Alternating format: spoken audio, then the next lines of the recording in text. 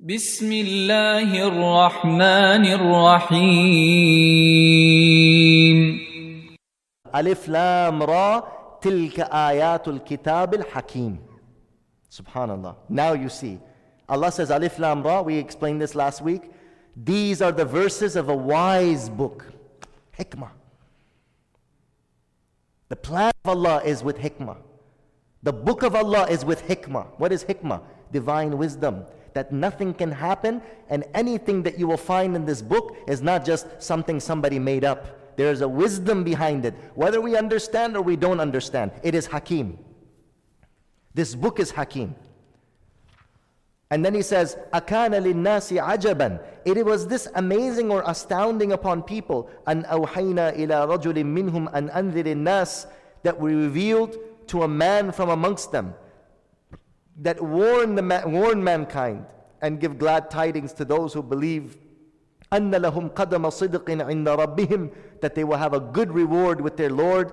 قَالَ الْكَافِرُونَ إِنَّ هَذَا لَسَاحِرٌ مُبِينٌ. And when the disbelievers, they heard this, they said, this is a clear magician.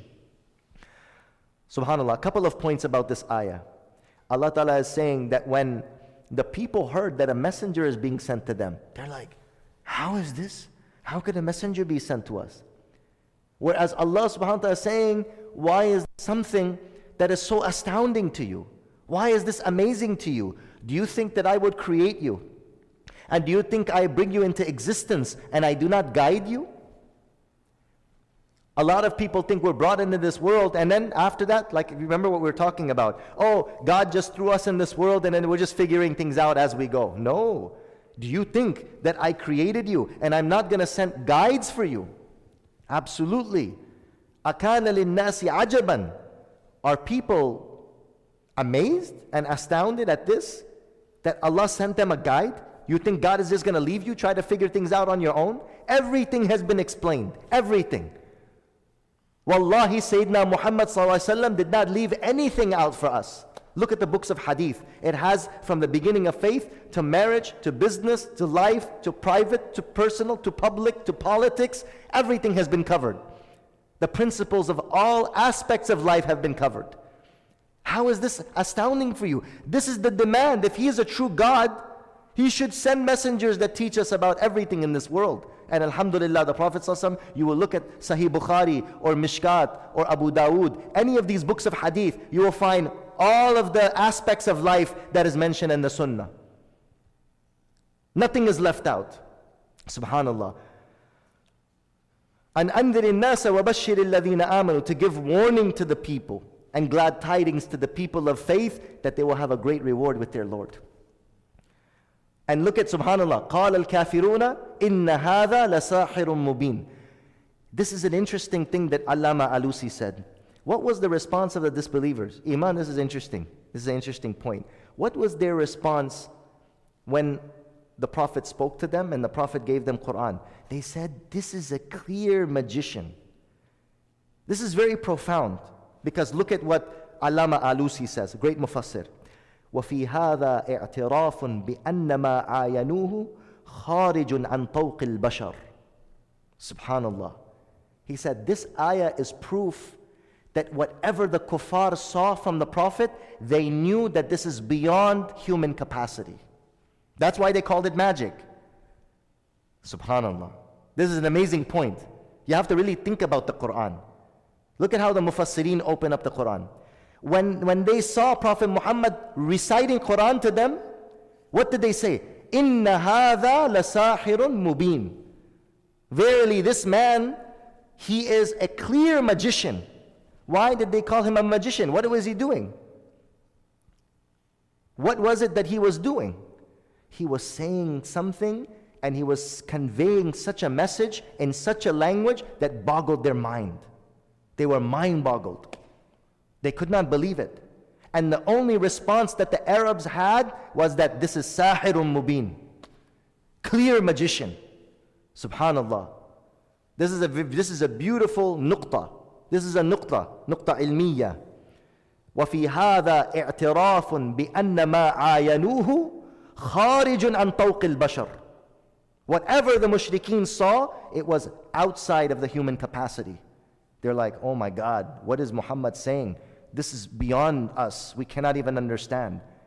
It has actually been mentioned. This is one of my favorite stories from the stories of the time of Makkah. When the Prophet ﷺ would recite Quran in tahajjud, they say that Amr ibn Hisham, Abu Jahl, and Walid bin Mughira, like two of the staunch enemies of Islam, when the Prophet would be reading Quran, they would come and they would hide and they would be listening from behind the wall of the house of the Prophet, the Quran. The enemies of Islam. They would go and they would secretly come and then they would be listening from the back, behind the wall to the Prophet's recitation of the Quran in tahajjud. So one day, Amr ibn Hisham and Walid bin Mughira, both of them happened, they came at the same time. He said, hey, what are you doing here? He said, hey, what are you doing here? Right? Like the Spider-Man meme, like one is pointing at the other one. He's like, hey, what are you doing? Hey, what are you doing? He's like pointing at each other. Like, why are you here? And he's like, just I was passing by. I said, yeah, right. You're not passing by. And then he said, do you think that this is magic? He said, wallahi, I've seen magicians, and this is nothing like what magicians do. What do you think? He said, do you think this is soothsaying? Kohan. The Kohan were those people that were fortune tellers. Abracadabra, Kalamazoo, they would do this and then they would, He says, this is not what fortune tellers do. He said, what do you think this is? He says, I don't know. I don't know what it is. I have seen magicians. I've seen fortune tellers. I've seen imposters. Is this poetry? Yes, it must be poetry. He said, this is not poetry. How can this be poetry? He's illiterate. He cannot read or write. He never mentioned poetry in his life before. And then he said, okay, just don't say you met me tonight, okay? You don't say anything, okay, I won't say anything. And then they left. But you can see from this that in some instances, this is what would happen. At some instances, when the Arabs would hear the Prophet ﷺ reciting, Alif Lam Ra, Tilka Ayatul Kitab al-Mubin, and he would recite it, and they would just hear that, and they would fall in sajda, even though they didn't believe in it. But they would fall in prostration when they would hear it. What was in these words that when the Arabs would hear it, they would just become, because these words are miracles. These were the mu'jizah that was given to the Prophet ﷺ, who never had said a word of poetry in his life. So this is an interesting point. وَفِي هَذَا اعتراف بأن ما عاينوه خارج عن طوق البشر, that whatever the Arabs saw from the Prophet, this was beyond the capacity of a human being. نازل من حضرة خلاق القوي القوى والقدر ولكنهم سموه بما قالوه تماديا في العناد. But they didn't say it that this was amazing. They said it out of rejection. Then Allah subhanahu wa ta'ala mentions, why do you think that I could not send a man as a prophet? He gives the reason. Now Allah is going to give a dalil. Allah wants them to use their aql. Allah wants them to use their logic and their rationale. Let me tell you why it's necessary for there to be a prophet sent to humanity, and that it's not something that is out of the norm, and how is this something amazing? Why are you amazed? Why are you astounded? Let me tell you why it's necessary. إِنَّ رَبَّكُمُ اللَّهُ الَّذِي خَلَقَ السَّمَاوَاتِ وَالْأَرْضِ. Your Lord is the one who created the heavens and the earth. فِي سِتَّةِ أَيَّامٍ, in 6 intervals. ثُمَّ اسْتَوَى عَلَى الْعَرْشِ, then He ascended the throne. يُدَبِّرُ الْأَمْرِ. Allah Azza wa Jal, He is يُدَبِّرُ الْأَمْرِ. Allah Azza wa Jal is making tadbir. Allah subhanahu wa ta'ala is planning. He's planning the affair of the creation and the cosmos. مَا مِن شَفِيعٍ إِلَّا مِن بَعْدِ إِذْنِهِ. There is no intercessor except with His permission. ذَلِكُمُ اللَّهُ رَبُّكُمْ فَاعْبُدُوهُ. That is your Lord, Allah, so worship Him alone. أَفَلَا تَذَكَّرُونَ. Do you not take heed? So a couple of things in this ayah. Number one, your Lord is Allah Azza wa Jal, who created the heavens and the earth in 6 intervals. Allah Azza wa Jal could have created the creation in a single instant. Why is it that Allah Ta'ala created the creation in 6 intervals? To show that Allah that has the ultimate power, that He can create something in literally kun fayakun. Be and it is, right? But why did Allah Ta'ala create the cosmos in 6 intervals? To show that everything in this heavens and the earth has a gradual system of existence. It does not just poof and it just comes into existence. Even though Allah has the power to do that. But Allah Azza wa Jalla is showing His hikmah. Allah is Hakim. Allah has wisdom. And there's a wisdom in that gradual tartib of creation. The gradual sequential order of creation. That things don't just like pop up out of nowhere.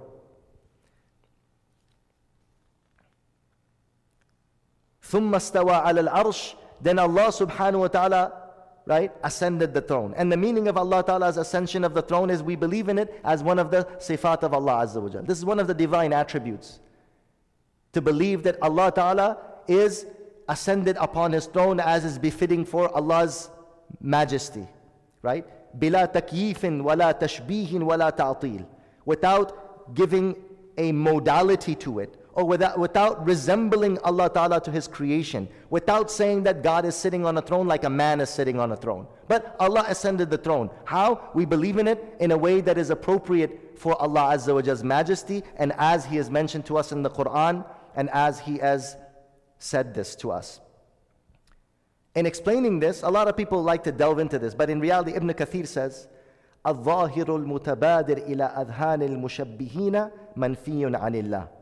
Ibn Kathir says that in those attributes and matters which we discuss about Allah, like Allah Ta'ala ascending the throne, the zahir and the mutabadir, the apparent external physical meaning that you get is not the meaning.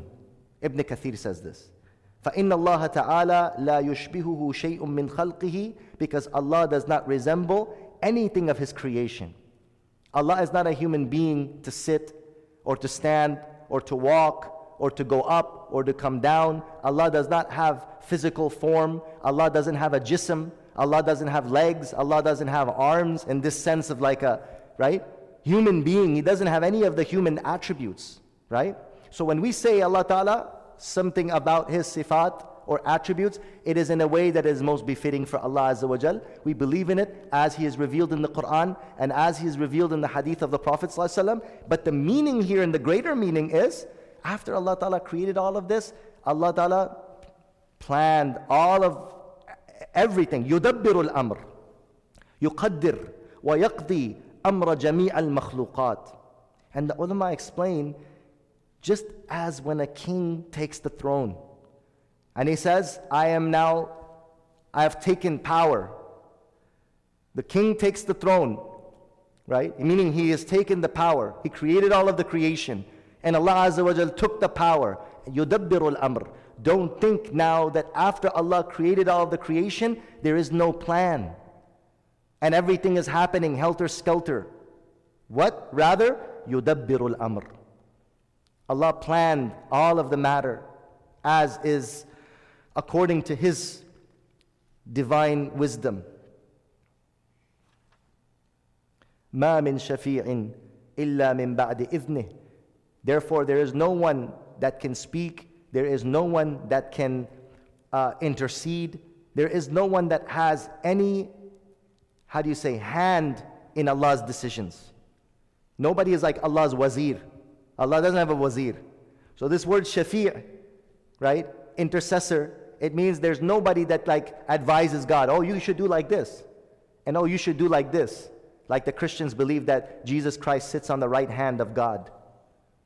Jesus, He sits on the right hand of God, and He is giving God advice. He also has, right? And certain people believe these type of things about the awliya and the salihin, and this is not a right belief. That Abdul Qadir Jilani has control over the universe. He can give and He can take. And the Prophet ﷺ has control over the universe. He can do whatever He wants. God gave Him power that now He can do this and He can do that. مَا مِن شَفِيعٍ. There is no one who is Allah's wazir. There is no one who is Allah's advisor or anyone who can intercede except with the permission of Allah, as we know that on the Day of Judgment, right, the Prophet ﷺ will be given the right of intercession.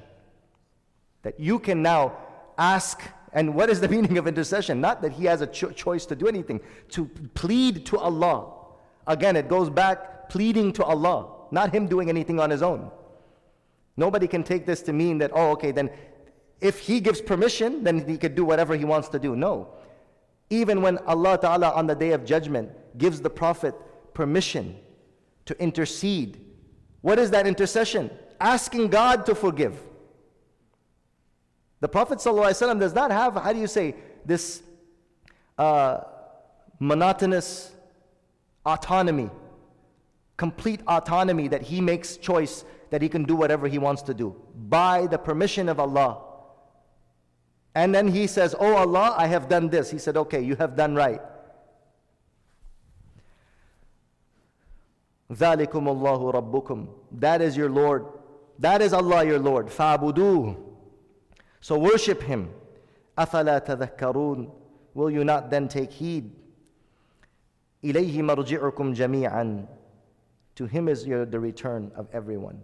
وَعَدَ اللَّهِ حَقًّا. And Allah has made a promise of truth. إِنَّهُ يَبْدَأُ الْخَلْقَ ثُمَّ يُعِيدُهُ. Allah is the one who began the creation and He is the one who will return it after and resurrect them. لِيَجْزِيَ الَّذِينَ آمَنُوا وَعَمِلُوا الصَّالِحَاتِ بِالْقِسْطِ. And what's the purpose of all of this? What's the purpose of all creation? Sometimes we ask, what's the purpose of life? Here's the purpose of life. This ayah tells you. لِيَجْزِيَ الَّذِينَ آمَنُوا وَعَمِلُوا الصَّالِحَاتِ بِالْقِسْطِ. So that Allah will reward those who do good and they believe with justice, fairly. He will reward you for every good that you did in the life of this world. وَالَّذِينَ كَفَرُوا لَهُمْ شَرَابٌ مِّنْ حَمِيمٍ. And those people who disbelieve, for them will be a drink of boiling water. وَعَذَابٌ أَلِيمٌ. And a punishment which is painful. بِمَا كَانُوا يَكْفُرُونَ. Due to that which they disbelieved. May Allah give us tawfiq to understand what has been said. وَآخِرُ دَعْوَانَا أَنِ الْحَمْدُ لِلَّهِ رَبِّ الْعَالَمِينَ. سبحانك الله.